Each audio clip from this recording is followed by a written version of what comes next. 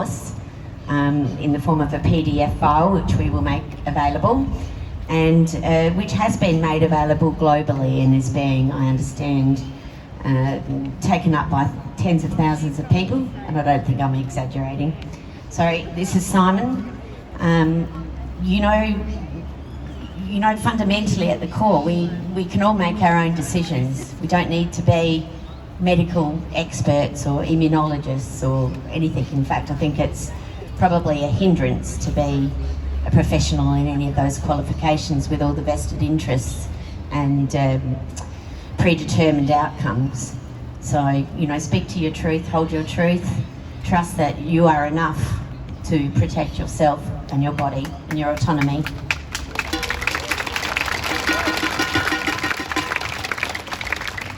Thanks, Kathy. Firstly, thank you for all coming today. It's great to see some good numbers out there, so stay in the shade and don't get sunburnt. Now, my connection with vaccines is not a real obvious one. I've never been vaccine injured, or not that I'm aware of. I've never had vaccine injured kids, and I haven't really worked in an industry where I've been exposed to vaccine injured people. I think I'm coming more from the natural health background and not really sort of wanting to put things into my body that don't belong there. And that's, I guess, the simple nature of it.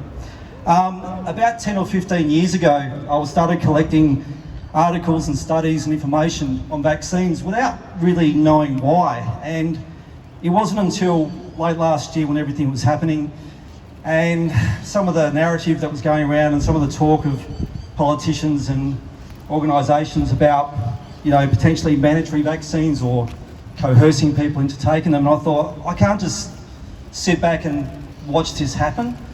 So I felt an obligation to write a paper because I didn't want to sort of see a situation where we were all affected. Like, we have the freedom to travel and to go to our workplace and to go to social events without having to be forced to be injected with something that we don't want.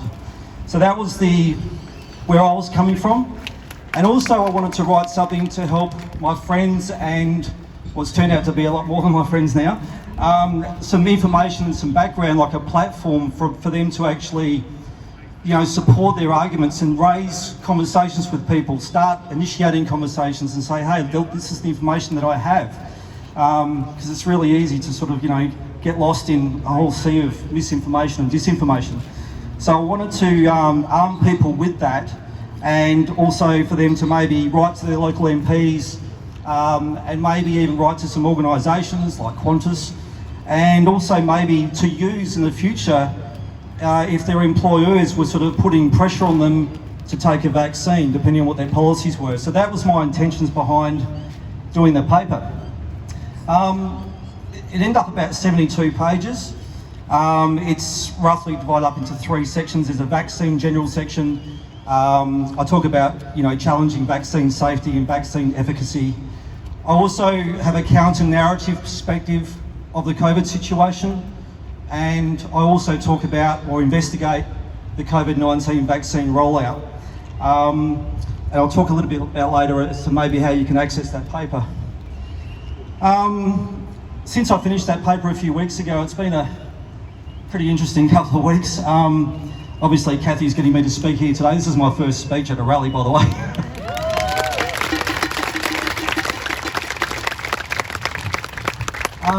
A lawyer group in Melbourne called Advocate Me have taken on my paper. They've published it on the website. They've also asked me to join their team as like a researcher and writer, which is really quite strange. I've got no lawyer background, no medical background. So it's been quite weird. Also, I'm not sure if many of you know Dr. Carrie Adelaide. Yeah, she actually personally emailed me.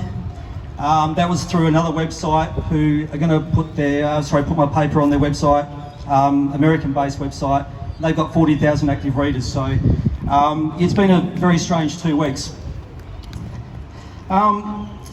Now, what I want to talk about today, look, I think most speakers will probably talk about a lot of information about COVID and what's happening. I know at the last rally 4 weeks ago, I'm not sure how many of you were there, there are a lot of really good speakers that will give you information.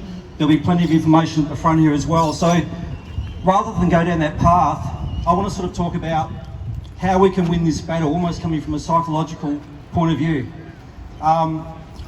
So a couple of things I think we need to do, everyone, is the first thing I think about is courage. We all need courage.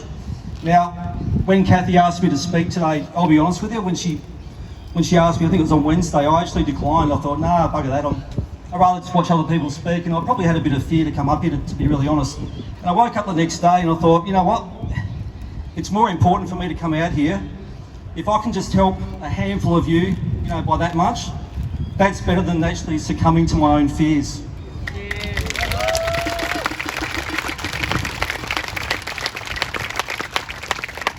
So I'm just really encouraging people to look at their fears, and I suspect there's quite a few out there that are like me. Like, I get triggered when someone says, oh, you're a conspiracy theorist or an anti-vaxxer, and I'm not necessarily either of those.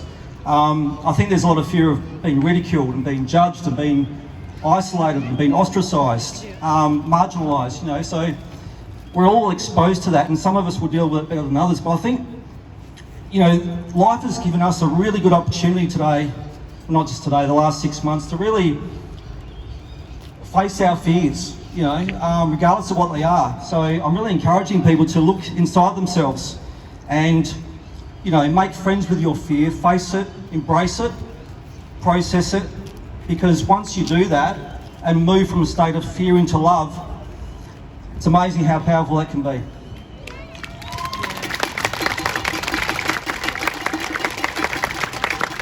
The second thing I want to talk about is knowledge.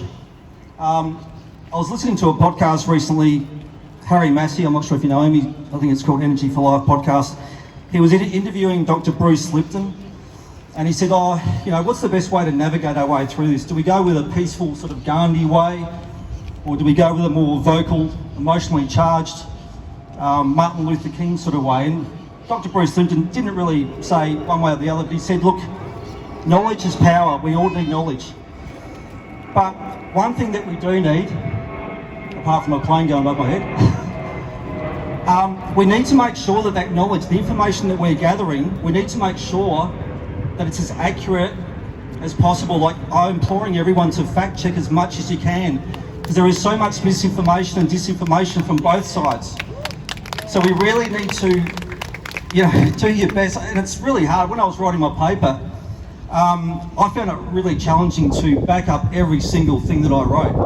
And I might have achieved it with 95% of it, but it's really difficult. So all I'm just encouraging you to do is make sure you get your facts right, because that will empower you. That will also make you more credible. People will respect your opinion more, and they're more likely to listen to you and talk to you, and potentially more likely to be influenced. And let's face it, we need numbers. We need numbers. So don't be afraid to initiate conversations. The third thing I think we need, I've gone through courage and knowledge, is positive intentions. Now, it's very easy to get caught up in what we don't want. I sort of think about the old saying, sort of protest for peace and not against war, or that sort of thing. We need to actually focus on what we want rather than what we don't want or what we fear.